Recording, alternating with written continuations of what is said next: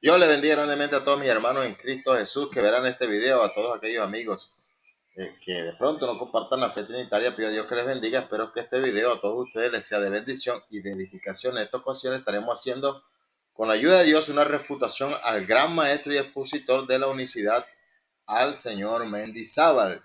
Según él va a presentar argumentos para refutar la doctrina de la Trinidad, pero nuevamente a él también lo vamos a exponer como lo que él es, un falso maestro.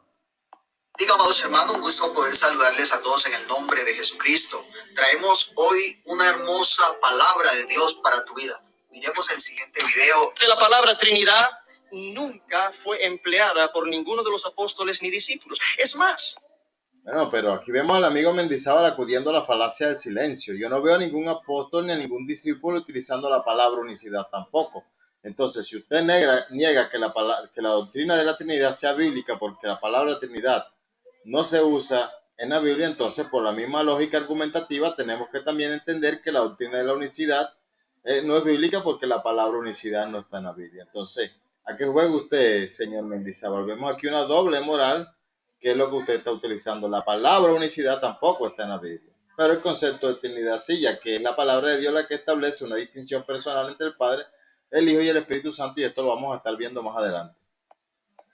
ellos no tenían ni idea del concepto de lo que era Trinidad.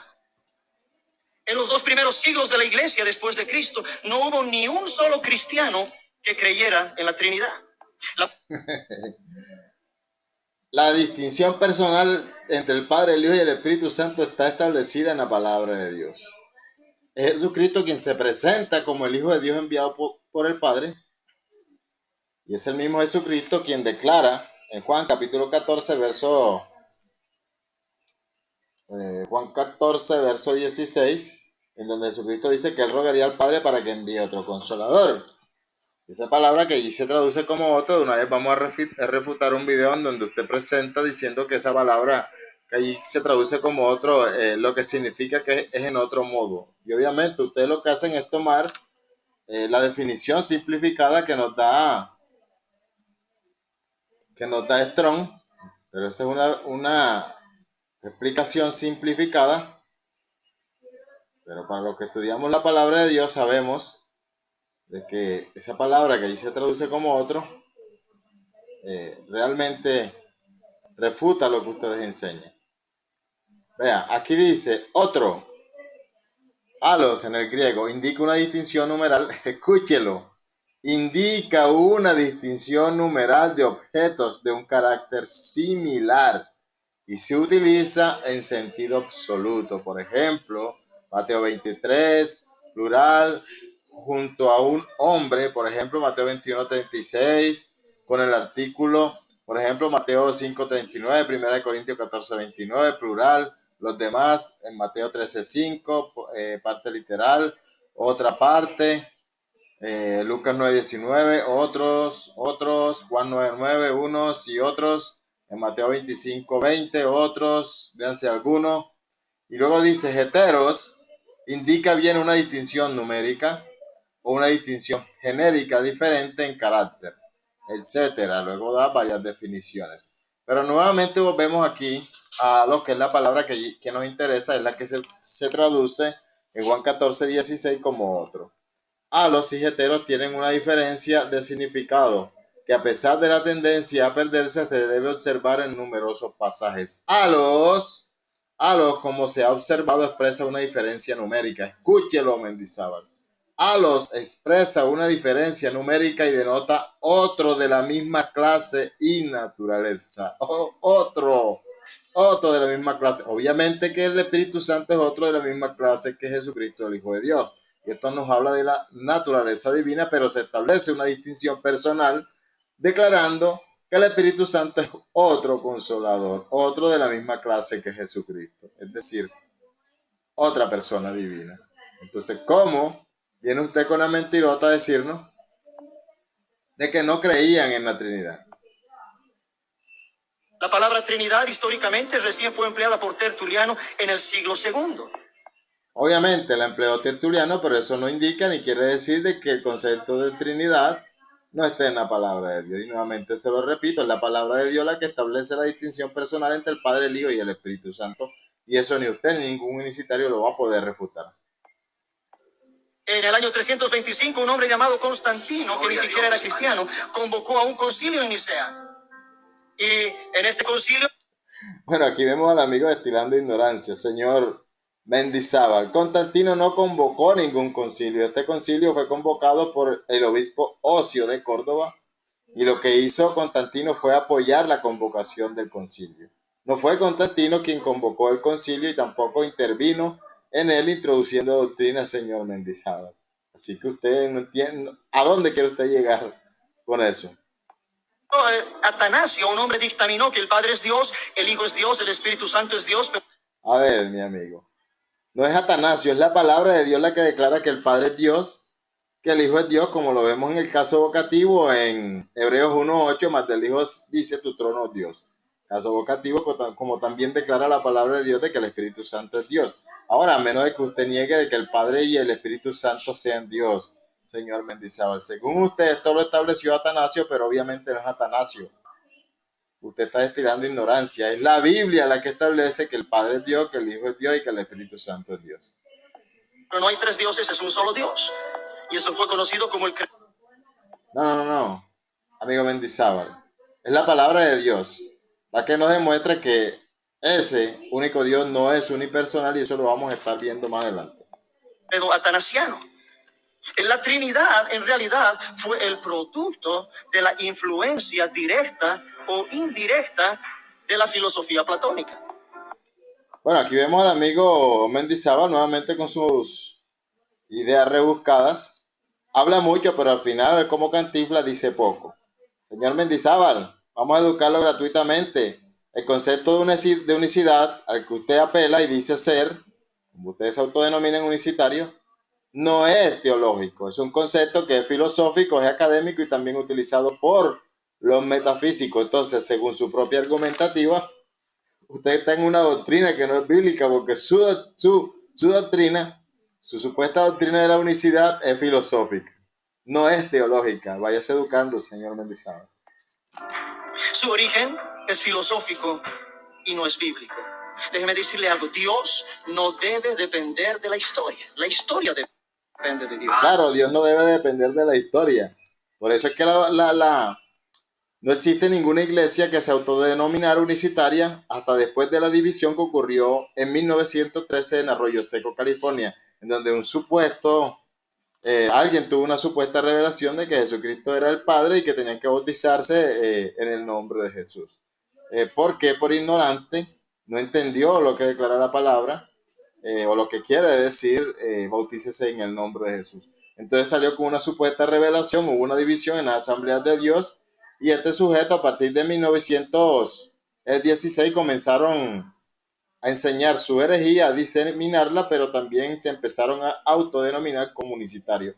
Entonces no existe ninguna iglesia en la historia que sea autodenominada unicitaria hasta el siglo pasado, señor Mendizábal. Así que Dios no depende de la historia. Amén.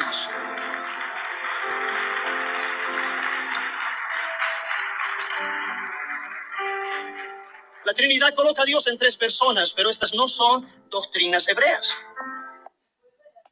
Los apóstoles, siendo judíos, siendo hebreos, predicaban a Cristo como el Hijo de Dios enviado por el Padre. Jesucristo, quien vino y nació como un judío, como un hebreo, enseñaba que el Espíritu Santo procede del Padre. Entonces, ¿cómo viene usted con la mentirota a decirnos de que esta no es una doctrina hebrea? La doctrina del falso Padre encarnado que usted predica, esa sí no es una doctrina hebrea. ¿Sabe de dónde viene su doctrina, amigo Mendizábal? Bueno, Sabelio, lo repito, Sabelio, ese mismo quien reconoció al pastor Álvaro Torres, el presidente de la IPU, que ellos eran sabelianos. Bueno, de ahí, de Sabelio. ¿Sabe de dónde sacó Sabelio su doctrina? Para que de pronto no sepan, pues Sabelio fue un sacerdote del siglo III, de quien se dice era proveniente de Libia. En el libro Panarión de Epifanio de Chipre o Epifanio de Salamina se escribe de Sabelio diciendo que sacó su doctrina de un evangelio apócrifo llamado el Evangelio de los Egipcios, o el Evangelio egipcio.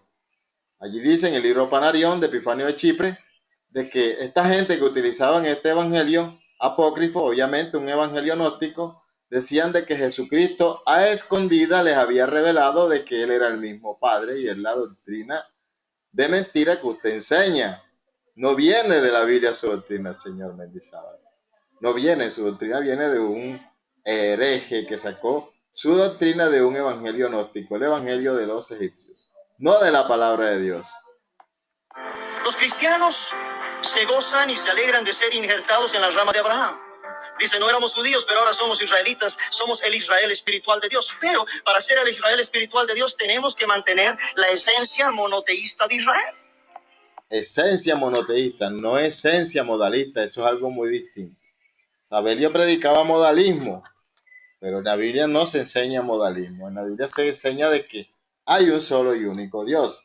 Ahora el Nuevo Testamento, siendo la revelación completa de Dios para el hombre, porque el Antiguo Testamento no es la revelación completa, señor Mendizábal, vayas educándose, usted no puede pretender poner el Antiguo Testamento a interpretar el Nuevo. Cuando es el Nuevo Testamento, la revelación completa y definitiva de parte de Dios para el hombre, es el Nuevo Testamento, es decir, es Jesucristo y sus apóstoles quienes tienen la autoridad para interpretar el Antiguo Testamento.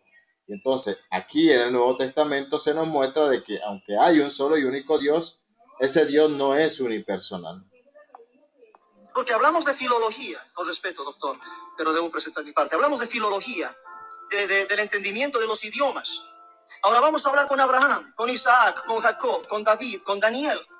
Y vamos a decirle, Abraham, Dios es una Trinidad.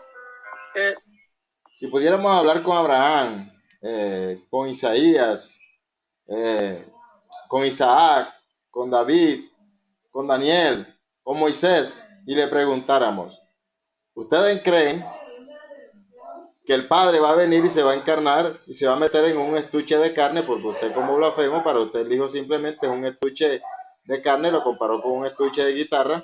¿Ustedes creen que ellos van a decirle que sí, que el Padre iba a venir y se iba a meter en un estuche de carne? Bueno, usted lo que está enseñando es ignorancia, señor Mendizábal.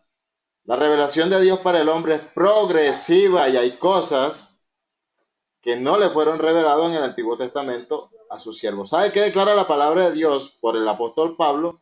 Quien dice que Cristo es un misterio que no le fue revelado a hombre alguno. Nadie había conocido este misterio. ¿Y sabe quién es Cristo? Para Pablo, Hechos 20:19, Pablo predicaba a Cristo en la sinagoga diciendo que este era el Hijo de Dios.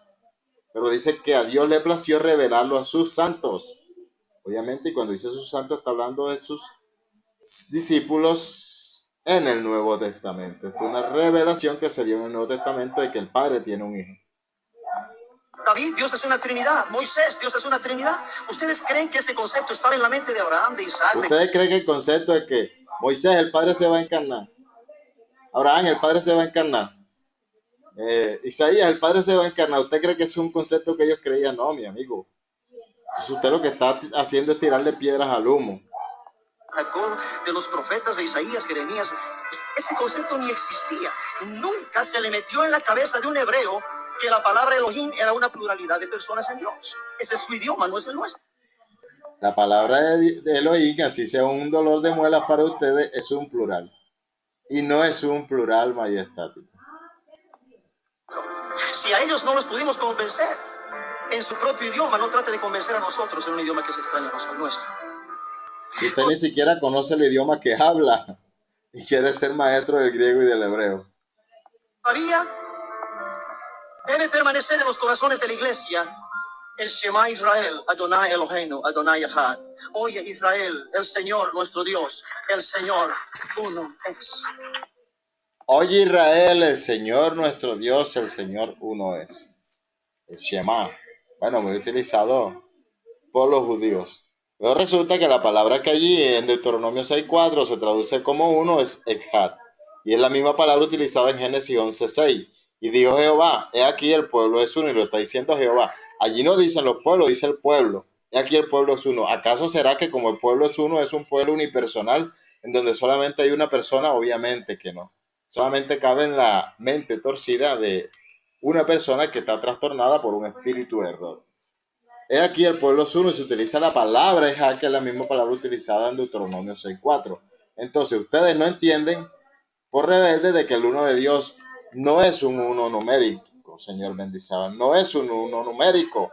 Jesucristo establece Juan 10:30, yo y el Padre uno somos, yo y el Padre uno somos. Y esta palabra que allí se traduce como uno, en el griego, heis o gen, es un adjetivo nominativo singular neutro. Por estar en género neutro no se le aplica a la persona, sino a la esencia. Entonces, esta palabra nos habla de la esencia, es decir, son uno en esencia, no la misma persona. Y la palabra somos, en el griego esmen, expresa existencia. Yo y el Padre existimos siendo uno en esencia. Esto nos habla de unidad, no de unicidad. En el uno de Dios, señor Mendizábal, declarado por el mismo Jesucristo, hay un somos. Y el somos es la conjugación al plural en primera persona del verbo ser. El somos se le aplica al nosotros, no al soy. Allí no dice uno soy, sino uno somos. Hay un somos en el uno de Dios, un somos. Ahora, también declara el mismo Jesucristo en Juan capítulo 17, verso 21, para que todos sean uno, como tú, oh Padre, en mí, yo en ti, que también ellos sean uno en nosotros, para que el mundo crea que tú me enviaste. ¿Qué tenía que creer el mundo? ¿Acaso que vino el Padre? No, para que el mundo crea que Jesucristo vino como el enviado del Padre, no que Él es el Padre. Y luego declara el verso 22, la gloria que me diste yo les he dado para que sean uno, así como nosotros somos uno. Entonces, el uno de Dios, en el uno de Dios hay un somos, hay un nosotros, así como nosotros somos uno. Esto nos habla de pluralidad. El uno de Dios no es un uno numérico, es un uno de unidad, porque Cristo está pidiendo para que su iglesia sea una, así como Él y el Padre son uno. Si el uno del Padre es un uno numérico, entonces Jesucristo le estaría pidiendo al Padre para que toda su iglesia se fusione y sean todos una sola y la misma persona. Obviamente esta idea solamente cabe en una mente torcida como la de los maestros unicitarios. Y digo de los maestros porque realmente en la unicidad hay gente honesta que desea conocer a Dios, pero que tristemente ha sido arrastrada por esta clase de maestros tras una doctrina de error. Y para seguir, luego dice el verso 23, para que sean perfectos en unidad. No en unicidad, en unidad. No podemos ahora entender lo que ellos escribieron en hebreo y tratarlo de entenderlo con un pensamiento griego. Porque en realidad la influencia griega se metió ahí. Pero la iglesia, amén, tiene que basarse siempre en la palabra de Dios. Santiago capítulo 2, versículo 19 dice, ¿tú crees que Dios es uno? Bien haces, también los demonios creen y tiemblan. Y dígame, ¿cuándo predicó a Santiago a Jesucristo como el Padre? Jamás. Entonces, jamás Santiago creyó de que el uno de Dios sea un uno numérico. Ahí simplemente, obviamente ellos creían de que Dios es uno, y eso lo creemos también los trinitarios, que hay un solo y único Dios. Pero ese solo y único Dios no es unipersonal. Jesucristo establece de que en el uno de Dios hay un somos, y de que el uno de Dios es un uno de unidad perfecta, para que sean perfectos en unidad, así como tú y yo somos uno. El principio básico y elemental es, Él es uno solo. Deuteronomio 4:39, Deuteronomio 32:39, 1 Timoteo 6:15, 16. Lo que está demostrando es que hay un solo y único Dios, pero con esos textos usted no puede demostrar de que el único Dios sea unipersonal, señor Mendizábal. Así que usted le está tirando piedras al humo. Etcétera. El tiempo ya se me está yendo a mí también. Dios, escuchen bien, Dios es un solo Dios. Dios es espíritu y hay un solo espíritu en Dios. Ese Dios que es un espíritu, el único Dios, por la urgencia del pecado, prometió venir a salvar. La Biblia dice, Oseas capítulo 13, versículo 4, yo soy Jehová tu Dios, no conocerás otro Dios fuera de mí, ni otro Salvador. Nosotros no trinitarios no creemos de que Jesucristo sea otro Dios. Pero usted no puede negar lo que está establecido en la palabra de Dios, de que en el uno de Dios hay un somos y hay un nosotros, y eso lo estableció el mismo Jesucristo. Ahora, primera de Juan 4:14, los apóstoles dan testimonio, dice, y nosotros hemos visto y testificamos que el Padre ha enviado al Hijo el Salvador del mundo. Entonces, aquel que vino a salvarnos es el Hijo. Entonces nosotros entendemos por la palabra de Dios de que ese que vino es el Hijo de Dios, no que es el Padre. Los apóstoles dando testimonio de esto, siendo judíos, conocedores del Antiguo Testamento, daban testimonio de que vino el Hijo de Dios enviado por el Padre, no de que vino el Padre. Entonces eso nos muestra claramente de que el Dios de la Biblia no es un Dios unipersonal. Sino a mí. ¿Por qué no dijo, no conocerás a otro Dios, pero hay otro Salvador? O somos dos Salvadores, tal vez tres con el Espíritu Santo. Pero el Señor dijo, no hay otro Salvador, no conocerás otro Dios ni otro Salvador. Y eso lo que nos demuestra es que el único Salvador es Dios, pero que ese Dios no es unipersonal, ya que siendo el Nuevo Testamento la revelación completa de parte de Dios para el hombre establece de que ese que vino a salvarnos es el Hijo de Dios enviado por el Padre. Primero de Juan 4:14, y los apóstoles dieron testimonio de eso, de manera que el testimonio apostólico vale más que todas las mentiras que enseña la secta a la que usted pertenece, señor Mendizábal. Isaías 43:11, yo Jehová, fuera de mí no hay quien salve. Isaías 33:22, porque Jehová es nuestro juez, Jehová es nuestro legislador, Jehová es nuestro rey, él mismo nos salvará. Jehová es nuestro juez. Bueno, eso demuestra nuevamente que el único Dios no es unipersonal. La palabra declara en Juan capítulo 5, verso 22, además el Padre no juzga a nadie, sino que todo el juicio lo ha delegado al Hijo, para que todos honren al Hijo como honran al Padre. Entonces, si Jehová es nuestro juez, pero el Padre a nadie juzga, sino que el juicio lo da al Hijo para que sea el Hijo quien juzgue, eso nos demuestra de que el único Dios de la Biblia no es un Dios unipersonal. Dice, para que todos honren al Hijo como honran al Padre, y el que no honra al Hijo, no honra al Padre. Para usted el Hijo es simplemente un estuche de carne, usted es un blasfemo, y usted, así como deshonra al Hijo, también está deshonrando al Padre, porque usted es un hereje, blasfemo y mentiroso, señor Mendizábal. Hereje, blasfemo y mentiroso. Preste atención, esto es palabra de Dios. Ahora, el que dice que Jehová es nuestro rey, claro, ese rey, Jehová, no es unipersonal. Cuando Natanael tiene un encuentro con Jesús, no le dice, Señor, tú eres el Padre, sino que le dice, Señor, tú eres el Hijo de Dios, tú eres el Rey de Israel. Natanael, siendo judío, entiende de parte de Dios de que ese Dios no es unipersonal y que no vino el falso Padre que usted predica, sino que vino Jesucristo, el Hijo de Dios. ¿Quién va a venir a salvar? Jehová mismo vendrá a salvar, él ha prometido. Dios mismo vendrá y os salvará. Isaías 35:4 dice, he aquí que vuestro Dios viene con retribución, con pago. Dios mismo vendrá y ese Dios mismo vendrá y os salvará. El Hijo es Dios. Hebreos 1:8, más del Hijo dice, tu trono es Dios. Primero Juan 5:20 dice que el Hijo vino. Y ese Hijo que vino y que es verdadero Hijo, como declara 1 Juan 5:20, también declara ese texto de que es el verdadero Dios y la vida eterna. Entonces Dios mismo vino. Obviamente que ese Dios que vino no es unipersonal, hay una distinción personal nuevamente establecida por la palabra entre el Padre, el Hijo y el Espíritu Santo. Usted está mintiendo, señor Mendizábal. Prometió venir a salvar. En Isaías capítulo 52, el versículo 6, Jehová dijo, yo mismo que hablo, he aquí estaré presente. A ver, otra vez esto es sujeto con ese texto. En los textos hebreos, como códice de Leningrado, códice de Alepo, no aparece la palabra mismo en ese texto, como tampoco está en la Biblia hebraica estudiantense. Jehová dijo, yo mismo que hablo estaré presente. Isaías 25:9, etc. Ahora bien, Jehová cumplió su promesa y vino literalmente a salvar a la humanidad. Y Jehová se ha manifestado en carne. Amén. Como Dios es espíritu y no podía tomar el lugar del sacrificio, entonces decidió en su amor a la humanidad tomar forma de siervo y hacerse semejante a los hombres. ¿Sabe qué declara la palabra de Dios, señor Mendizábal? Que de tal manera amó Dios al mundo que ha dado su Hijo unigénito para que todo aquel que en él crea no se pierda, mas tenga vida eterna. Ahora, usted dice que tomó forma de siervo hecho semejante a los hombres.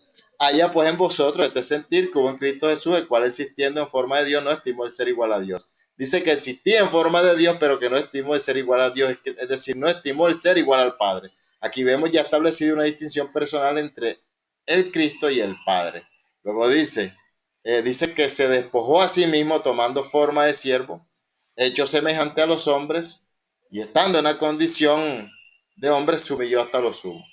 Cierto, en esta condición de siervo se humilló hasta lo sumo, hasta la muerte, siendo obediente hasta la muerte y muerte de cruz. Entonces aquí vemos que este Cristo bíblico estaba despojado, es decir, que no prescindió, no hizo uso de sus atributos divinos mientras estuvo en esta condición de siervo, sino que dependió del Padre como depende un hombre verdadero. Ustedes predican a un Cristo que jamás se despojó, sino que vino a prescindir y a hacer uso de sus atributos divinos. Por eso que ustedes predican las mentiras, No que Jesucristo como Dios, pero que Jesucristo como hombre, pero que como hombre tenía hambre, pero que como Dios hacía esto, que como Dios hacía lo otro. No, el Jesucristo bíblico vino a vivir como un verdadero hombre dependiendo del Padre.